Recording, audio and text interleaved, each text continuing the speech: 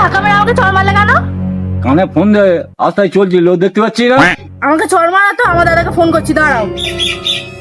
A few moments later.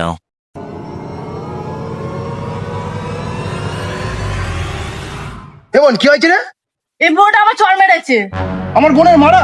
দাঁড়া, বাবা কি বলেছিল মনে নেই? গুরুজনদের গায়ে হাত দিতে নেই। বয়স্ক লোক বলে কিছু বললাম না, ছোট হলে দেখিয়ে দিতাম তোমাকে। এই রে, আমি ছোট চলে এসেছি, কি করবি কর।